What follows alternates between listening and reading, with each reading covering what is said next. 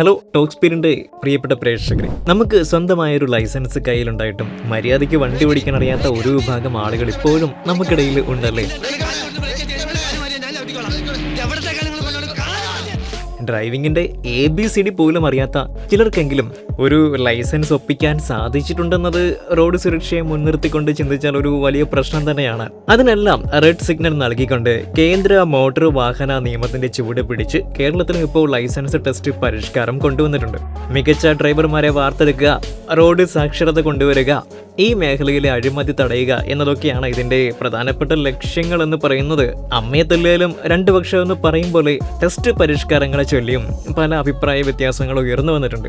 അപ്പോൾ ഇന്ന് നമ്മുടെ ടോക്ക് സ്പീഡിലൂടെ ഈ ഡ്രൈവിംഗ് ടെസ്റ്റിന്റെ പരിഷ്കാരത്തിന്റെ സാധ്യതകളും വെല്ലുവിളികളും അതുകൊണ്ട് ഉണ്ടാകുന്ന നല്ലതും ചീത്തയുമായിട്ടുള്ള മാറ്റങ്ങളും ഒക്കെ നമുക്ക് ഒന്ന് കണ്ടു നോക്കാം അല്ലെ. അശാസ്ത്രീയമായ രീതിയിലുള്ള ഡ്രൈവിംഗ് പരിശീലന കേന്ദ്രങ്ങൾ വഴി അഡ്ജസ്റ്റ്മെന്റ് പരിശീലനങ്ങളും മറ്റും നടത്തി ലൈസൻസ് നേടിയെടുക്കുന്നവർക്കൊക്കെ ഒരു വലിയ തിരിച്ചടിയാണ് പുതിയ ടെസ്റ്റ് പരിഷ്കാരങ്ങൾ. മുമ്പ് വളരെ എളുപ്പത്തിൽ ടെസ്റ്റ് പാസ്സായിട്ട് ലൈസൻസ് എടുത്തത് പോലെ അത്ര എളുപ്പമല്ല ഇനി അങ്ങോട്ട് ഒരു ലൈസൻസ് ടെസ്റ്റ് പാസ്സാകാനായിട്ട്. ശരിക്കും പറഞ്ഞാൽ കഠോരം ഈ ഡ്രൈവിംഗ് ടെസ്റ്റ് പരിഷ്കാരങ്ങൾ എന്ന് തന്നെ നമ്മൾ പറയേണ്ടി വരും കേട്ടോ. അത്ര കണ്ട് കർശന നിയന്ത്രണങ്ങളോട് കൂടിയിട്ടാണ് ഡ്രൈവിംഗ് ടെസ്റ്റ് പരിഷ്കരിച്ചത്. അതുകൊണ്ട് തന്നെ കടമ്പകളേറെ കടന്നെങ്കിൽ മാത്രമേ ഇനി ഒരു ലൈസൻസ് എടുക്കാനായിട്ട് നമുക്ക് പറ്റത്തുള്ളൂ. ടെസ്റ്റ് മാനുവൽ പരിശോധിച്ച് നോക്കിയാൽ അതിൽ ആദ്യത്തേത് ആയിട്ട് കാണാൻ കഴിയുന്നത് ഗ്രൗണ്ട് പരിഷ്കരണമാണ്. 4 വീലർ ലൈസൻസ് എടുക്കാൻ എച്ചെടുത്ത് നട്ടം തിരിഞ്ഞവരാണ് അധികം പേരെങ്കിലും ഇനി മുതൽ അത് ഒഴിവാക്കാനും തീരുമാനിച്ചിട്ടുണ്ട്. എന്നാൽ അതിന് പകരമായിട്ട് കുഴയ്ക്കുന്ന കൂടുതൽ പരിഷ്കാരങ്ങൾ കൂടി കൂട്ടിച്ചേർത്തിട്ടുണ്ട് കേട്ടോ. സിക്സാഗ് ഡ്രൈവിങ്ങും നേരെയും ചരിച്ചും പാർക്ക് ചെയ്യലും ഒക്കെ അതിൽ വരുന്നുണ്ട്. ഇത് കൂടാതെ കയറ്റ ഇറക്കങ്ങൾ ഓടിച്ച് തന്നെ കാണിക്കുകയും വേണം കേട്ടോ. റിവേഴ്സ് ടെസ്റ്റും ഫോർവേഡ് സ്റ്റോപ്പും ഒക്കെ ചെയ്ത് കാണിച്ചാൽ മാത്രമേ ഇനി നമുക്ക് ലൈസൻസ് കിട്ടത്തുള്ളൂ. ആദ്യം 8ഉം 8ഉം എടുത്തിട്ട് റോഡ് ടെസ്റ്റ് നടത്തുന്ന രീതിയല്ല ഇനിയുള്ളത്. റോഡ് ടെസ്റ്റ് പാസ് ആയതിനു ശേഷം മാത്രമേ തുടർ ടെസ്റ്റുകൾ നടത്തുകയുള്ളൂ. മോട്ടോർ സൈക്കിൾ വിത്ത് ഗിയർ എന്ന വിഭാഗത്തിന് ഇനി ഈ ഡ്രൈവിംഗ് ടെസ്റ്റിന് ഉപയോഗിക്കേണ്ടത് കാൽപാദം കൊണ്ട് പ്രവർത്തിപ്പിക്കാവുന്ന ഗിയർ സെലക്ഷൻ സംവിധാനമുള്ളതും 95 cc മുകളിൽ എഞ്ചിൻ കപ്പാസിറ്റി ഉള്ളതുമായിട്ടുള്ള മോട്ടോർ സൈക്കിൾ ആയിരിക്കണം എന്നതാണ് മറ്റൊരു മാറ്റം. ഹാൻഡിൽ ബാറിൽ ഗിയർ സെലക്ഷൻ സംവിധാനമുള്ള വണ്ടികൾ ഉപയോഗിക്കാൻ പാടില്ല. MITയും ലൂണയും ഉപയോഗിച്ചുള്ള പരിശീലനമൊന്നും ഇനി നടപടിയാവില്ല എന്നതാണ് സാരം. മറ്റൊരു സംഗതി എന്താണെന്ന് വെച്ചാൽ മോട്ടോർ സൈക്കിൾ വിഭാഗത്തിലെ പാർട്ട് 2 റോഡ് ടെസ്റ്റ് ഇനി മുതൽ കേന്ദ്ര മോട്ടോർ വാഹന ചട്ടം 15(3) അനുശാസിക്കുന്ന കാര്യങ്ങൾ പരിശോധിച്ച് വാഹന ഗതാഗതമുള്ള റോഡുകളിൽ തന്നെയാണ് നടത്തുക എന്നതാണ്. മുമ്പത്തെ പോലെ ഗ്രൗണ്ടിൽ തന്നെ പാർട്ട് 2 റോഡ് ടെസ്റ്റ് നടത്തുന്നത് ഉദ്യോഗസ്ഥന്റെ കൃത്യനിർവഹണത്തിലെ വീഴ്ചയായിട്ട് കണക്കാക്കുമെന്നും പറയുന്നുണ്ട്. ടെസ്റ്റ് നടത്തുന്ന ഉദ്യോഗസ്ഥർ അതേ ദിവസം തന്നെ വാഹനങ്ങളുടെ ഫിറ്റ്നസ് ടെസ്റ്റ് കൂടി നടത്താൻ പാടില്ല എന്നും പറയുന്നുണ്ട്. തീർന്നില്ല, ഇനിയുമുണ്ട് പരിഷ്കാരങ്ങൾ എന്ന് പറയുന്നത്. Automatic gear or automatic transmission ഉള്ള വാഹനങ്ങളിലും ഇലക്ട്രിക് വാഹനങ്ങളിലും ഡ്രൈവിംഗ് ടെസ്റ്റിന് വിധേയരാകുന്ന അപേക്ഷകർക്ക് ഇനി സാധാരണ മാനുവൽ ഗിയർ ഉള്ള വാഹനം ഓടിക്കാൻ കഴിയില്ല. അവര് ഇത്തരം വാഹനങ്ങൾ ഓടിക്കാൻ ശ്രമിക്കുന്നത് ഗുരുതരമായിട്ടുള്ള സുരക്ഷാ പ്രശ്നങ്ങൾ ഉണ്ടാക്കുമെന്നത് കൊണ്ട് ലൈറ്റ് മോട്ടോർ വാഹനങ്ങളുടെ ഡ്രൈവിംഗ് ടെസ്റ്റിനായിട്ട് automatic gear or automatic transmission ഉള്ള വാഹനങ്ങളും ഇലക്ട്രിക് വാഹനങ്ങളും ഉപയോഗിക്കാൻ പാടില്ല എന്നും നിർദ്ദേശം നൽകിയിട്ടുണ്ട്. അതുകൊണ്ട് തന്നെ കൃത്യമായിട്ട് ഗിയർ ഇട്ട് ഓടിച്ച് കാണിച്ച് കൊടുക്കേണ്ടി വരുമെന്ന് ചുരുക്കം. സ്വന്തം വാഹനത്തിൽ തന്നെ ടെസ്റ്റ് എടുക്കണമെന്നുള്ളത് കൊണ്ട് ഓട്ടോമാറ്റിക് വാഹനങ്ങൾ വാങ്ങിയവർ അതും കൊണ്ട് ടെസ്റ്റിന് പോയാൽ കിട്ടില്ല എന്നതും ഓർക്കണം. മുമ്പ് പറഞ്ഞതുപോലെ ലൈറ്റ് മോട്ടോർ വെഹിക്കിൾ വിഭാഗത്തിലെ ഡ്രൈവിംഗ് ടെസ്റ്റ് പാർട്ട് 1 ഗ്രൗണ്ട് ടെസ്റ്റിൽ angular parking, parallel parking, zigzag driving, gradient test എന്നിവ ഉൾപ്പെടുത്തി പരിഷ്കരിക്കുന്നത് കൊണ്ട് അതുകൊണ്ട് തന്നെ അങ്ങനെയൊന്നും എളുപ്പത്തിലൊന്നും ഇവന് ടെസ്റ്റ് പാസ്സാകാൻ കഴിയത്തില്ല.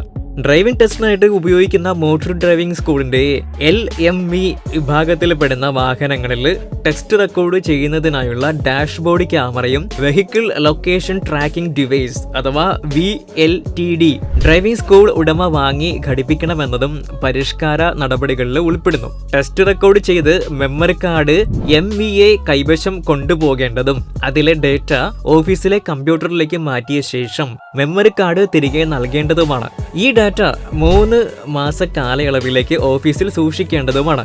MITയും ലൂണയും ഒക്കെ കട്ടപ്പുറത്തായതുപോലെ തന്നെ ഇനി മുതൽ കൃത്യമായ യോഗ്യതകൾ ഇല്ലാത്ത ഡ്രൈവിംഗ് ഇൻസ്ട്രക്ടർമാരുടെ കാര്യവും കഷ്ടത്തിലാകും. ഏതെങ്കിലും ആശാന്റെ കീഴിൽ പോയിട്ട് ഇനി ഡ്രൈവിംഗ് പരിശീലിക്കാൻ പറ്റത്തില്ല. കേന്ദ്ര മോട്ടോർ വാഹന ചട്ടത്തിലെ ചട്ടം 24(3)(8) പ്രകാരം കേന്ദ്ര സംസ്ഥാന സർക്കാരുകളും സംസ്ഥാന സർക്കാരിന്റെ സാങ്കേതിക വിദ്യാഭ്യാസ വകുപ്പിന്റെ കീഴിലുള്ള ബോർഡുകളും അംഗീകാരം നൽകിയിട്ടുള്ള സ്ഥാപനങ്ങൾ നടത്തുന്ന മോട്ടോർ മെക്കാനിക് അല്ലെങ്കിൽ മെക്കാനിക്കൽ എഞ്ചിനീയറിംഗിലുള്ള യോഗ്യത വിജയകരമായി പൂർത്തിയാക്കിയവർക്ക് മാത്രമേ ഇനി ഡ്രൈവിംഗ് സ്കൂൾ ഇൻസ്ട്രക്ടർ ആകാനായിട്ട് പറ്റത്തുള്ളൂ. അതുകൊണ്ട് തന്നെ ഡ്രൈവിംഗ് സ്കൂൾ ഇൻസ്ട്രക്ടർമാരായിട്ട് നിയമിക്കപ്പെടാനുള്ള യോഗ്യതയായിട്ട് മേൽപ്പറഞ്ഞ സ്ഥാപനങ്ങളിൽ നിന്നുള്ള റെഗുലർ കോഴ്സ് പാസ്സായവരെ പരിഗണിക്കണമെന്നും ട്രാൻസ്പോർട്ട് കമ്മീഷണറുടെ സർക്കുലറിൽ വ്യക്തമാക്കിയിട്ടുണ്ട്. ഡ്രൈവിംഗ് സ്കൂളിൽ പോകുന്നത് വെറും ലൈസൻസ് ടെസ്റ്റ് പാസ്സാകാൻ വേണ്ടി മാത്രമല്ല, കൃത്യമായിട്ട് ഡ്രൈവിംഗ് പഠിക്കാൻ വേണ്ടി കൂടിയാണെന്ന രീതിയിലേക്ക് കാര്യങ്ങൾ എത്താൻ ഇത് സഹായിക്കും. വാങ്ങുന്ന പണത്തിന് ഉള്ള പഠനം കൂടി ഇതിലൂടെ ഉറപ്പുവരുത്താൻ കഴിയുകയും ചെയ്യും. പരിശീലനത്തിനായിട്ട് ഉപയോഗിക്കുന്ന വാഹനങ്ങളുടെ കാര്യത്തിലും ചില മാറ്റങ്ങൾ വരുത്തിയിട്ടുണ്ട്. നിലവിലെ ഡ്രൈവിംഗ് സ്കൂൾ ലൈസൻസിൽ ചേർത്തിട്ടുള്ള 15 വർഷത്തിൽ കൂടുതൽ പഴക്കമുള്ള വാഹനങ്ങൾ 2024 മെയ് 1 മുൻപായിട്ട് നീക്കം ചെയ്യേണ്ടതും പകരം 15 വർഷത്തിൽ താഴെ പഴക്കമുള്ള വാഹനങ്ങൾ ലൈസൻസിൽ ചേർക്കേണ്ടതുമാണെന്നും ഇത് സംബന്ധിച്ച് ട്രാൻസ്പോർട്ട് കമ്മീഷണർ പുറപ്പെടുവിച്ച സർക്കുലറിൽ പറയുന്നുണ്ട്. ഇതിന് 6 മാസം സാവകാശവും നൽകിയിട്ടുണ്ട്. ഒരു തരത്തിൽ പറഞ്ഞാൽ ദിനം പ്രതി പുതിയ പല മോഡൽ വാഹനങ്ങൾ പുറത്ത് ഇറങ്ങുന്ന ഈ കാലത്ത് അനുയോജ്യമായ രീതിയിലുള്ള ഏറ്റവും മികച്ച വണ്ടിയിൽ തന്നെ ആകണം പഠനവും എന്നത് നല്ലൊരു തീരുമാനമാണ്. എന്നിരുന്നാലും ഡ്രൈവിംഗ് സ്കൂളുകളെ സംബന്ധിച്ച് ഇത് എത്ര കണ്ട് പ്രായോഗികമാണെന്ന് കണ്ടു തന്നെ അറിയേണ്ടി വരും. ടെസ്റ്റുകളുടെ എണ്ണത്തിന്റെ കാര്യത്തിലും സുപ്രധാനമായിട്ടുള്ള ചില പരിഷ്കാരങ്ങൾ കൊണ്ടുവന്നിട്ടുണ്ട്.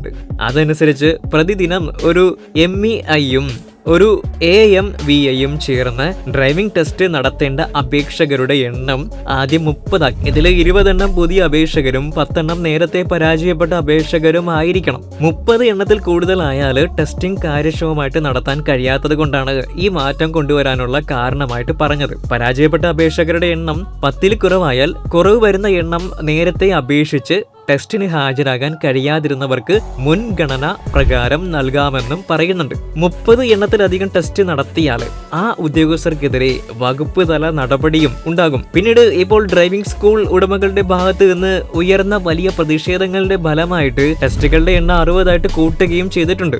മുമ്പ് ഒരു ദിവസം 130 ടെസ്റ്റുകൾ വരെ നടത്തിയിരുന്നു. അതുകൊണ്ട് തന്നെ സ്ലോട്ട് കുറച്ച് ടെസ്റ്റ് നടത്തുന്ന ഈ രീതി ടെസ്റ്റിന് അപേക്ഷിച്ച മറ്റ് പൗരന്മാരോട് ചെയ്യുന്ന അനീതിയാണെന്നും ആളുകൾ അഭിപ്രായപ്പെടുന്നുണ്ട്. അപേക്ഷിച്ച് 1.5 മാസം കൊണ്ട് ലൈസൻസ് കിട്ടിയിരുന്ന സ്ഥാനത്ത് ഇനി മുതൽ ഏറ്റവും കുറഞ്ഞത് 5 മാസമെങ്കിലും ലൈസൻസിനായിട്ട് കാത്തിരിക്കേണ്ടി വരും എന്നത് ഒരു വലിയ പ്രശ്നമാണ്.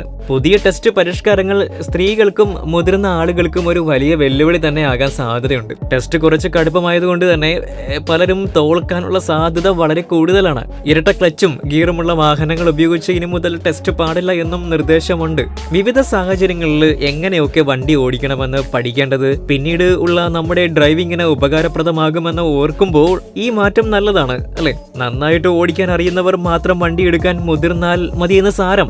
എന്നാൽ ടെസ്റ്റിന് വരുന്നവരിൽ പലർക്കും ഇതൊരു പരിഭ്രാന്തിക്ക് കാരണമാകാൻ ഇടയുണ്ട്. പെട്ടെന്ന് ഏതെങ്കിലും തരത്തിലുള്ള അപകടം ഉണ്ടായാൽ തന്നെ മുന്നിൽ ഒപ്പം ഇരിക്കുന്ന ആൾക്ക് ഇത് തടയാൻ കഴിയുമായിരുന്നു. എന്നാൽ പുതിയ പരിഷ്കാരം നിലവിൽ വരുന്നതോടെ ആ കാര്യത്തിൽ ചെറിയ റിസ്ക് എടുക്കേണ്ടതായിട്ട് തന്നെ വരും. എന്നിരുന്നാൽ തന്നെയും യഥാർത്ഥത്തിൽ ഒറ്റയ്ക്ക് വാഹനം ഓടിച്ച് കഴിവ് തെളിയിക്കാൻ ഇത് നല്ലൊരു ആശയം തന്നെയായിട്ട് കരുതാവുന്ന ഒന്നാണ്. മുമ്പ് സൂചിപ്പിച്ചതുപോലെ സ്വന്തം വാഹനങ്ങളിൽ ടെസ്റ്റിന് എത്താൻ പറയുന്നതാണ് മറ്റൊരു വിവാദപരമായിട്ടുള്ള പരിഷ്കാരം. സാമ്പത്തികമായിട്ട് ഒരു വണ്ടി വാങ്ങാൻ കഴിവില്ലാത്ത സാധാരണക്കാരുടെ ലൈസൻസ് മോഹങ്ങൾക്ക് അത് ഏറ്റൊരു കനത്ത പ്രഹരമാണ് അല്ലേ? അത് അങ്ങനെ തന്നെ പറയാം. ഡ്രൈവിംഗ് പരിശീലനത്തിന് വേണ്ടി വരുന്ന ഫീസിന്റെ കാര്യത്തിലും വലിയ വർധനയാണ് വരാനിരിക്കുന്നത്. ഇതും സാധാരണക്കാർക്കൊരു വെല്ലുവിളിയാണ്. നിലവിൽ 8 ടെസ്റ്റുകൾ നടത്തുന്ന ഗ്രൗണ്ടുകളിൽ ഭൂരിഭാഗവും ഡ്രൈവിംഗ് സ്കൂൾ ജീവനക്കാരുടെ ഉടമസ്ഥതയിലുള്ളതാണ്. അതുകൊണ്ട് തന്നെ ആദ്യം സ്വന്തമായിട്ട് ഗ്രൗണ്ട് ഒരുക്കിയിട്ട് പോരെ. പരിഷ്കാരങ്ങൾ എന്ന രീതിയിൽ ഡ്രൈവിംഗ് സ്കൂൾ ജീവനക്കാരുടെ ഭാഗത്ത് നിന്ന് കടുത്ത പ്രതിഷേധങ്ങൾ ഉണ്ടാകുന്നുണ്ട്. നമ്മുടെ റോഡുകളുടെ ശോചനീയമായ അവസ്ഥ ആദ്യം പരിഹരിക്കൂ, എന്നിട്ടാവാം ഇതൊക്കെ എന്ന് പറയുന്ന ചിലരും കൂടിയുണ്ട് ടെസ്റ്റ് പരിഷ്കാരങ്ങളെ എതിർക്കുന്നവരുടെ കൂട്ടത്തിൽ. ഈ പറഞ്ഞ ടെസ്റ്റ് പരിഷ്കാരങ്ങളൊക്കെ റോഡ് സുരക്ഷ ഉറപ്പ് വരുത്തുന്ന രീതിയിലാണോ എന്ന് നിങ്ങൾ സ്വയം ചിന്തിച്ചു നോക്കൂ. ഒരു തരത്തിൽ പറഞ്ഞാൽ വിദേശ രാജ്യങ്ങളിലൊക്കെ കണ്ടുവരുന്നത് പോലെ കൃത്യമായ പരിശീലനം ലഭിച്ച റോഡ് നിയമങ്ങളെക്കുറിച്ച് വ്യക്തമായ ധാരണയുള്ള മികച്ച ഡ്രൈവർമാരെയല്ലേ നമുക്കിവിടെ വേണ്ടത്. ദിവസവും നിരവധി വാഹന അപകടങ്ങൾ റിപ്പോർട്ട് ചെയ്യപ്പെടുന്നത് ഇനിയെങ്കിലും കണക്കിലെടുത്ത് ഇതിനൊരു തടയിടേണ്ടത് അത്യാവശ്യമാണ്. അതിന്റെ ഭാഗമായിട്ട് ഇത്തരം നിയമങ്ങൾ കർശനമായിട്ട് നടപ്പിലാക്കിയാൽ റോഡ് അപകടങ്ങൾ ഒരു പരിധിവരെ കുറയ്ക്കാനും നമുക്ക് പറ്റും. അതിന്റെ തെളിവുകൾ നമുക്ക് മുന്നിൽ തന്നെ ഉണ്ടല്ലേ. തുടക്കത്തിൽ ഒരുപാട് എതിർപ്പുകൾ നേരിട്ട ഹെൽമറ്റ് കർശനമാക്കലും സീറ്റ് ബെൽറ്റ് നിർബന്ധമാക്കലും AI ക്യാമറ സ്ഥാപിക്കലും എല്ലാം അവയിൽ ചെറുത് മാത്രമാണ്. ഗതാഗത നിയമലംഘനങ്ങളും വാഹന അപകടങ്ങളും അപകട മരണങ്ങളും ഒരു പരിധിവരെ കുറയ്ക്കാൻ അവയ്ക്ക് കഴിഞ്ഞിട്ടുമുണ്ട്. വണ്ടികൾ ഉപയോഗിക്കുന്നവരുടെ എണ്ണത്തിൽ വൻ വർധനയാണ് ഉണ്ടായിരിക്കുന്നത്. എന്നാൽ ഇവരിൽ പലർക്കും വാഹനം ഓടിക്കുമ്പോൾ പാലിക്കേണ്ട ബേസിക് ആയിട്ടുള്ള കാര്യങ്ങൾ പോലും അറിയില്ല എന്നതാണ് വാസ്തവം.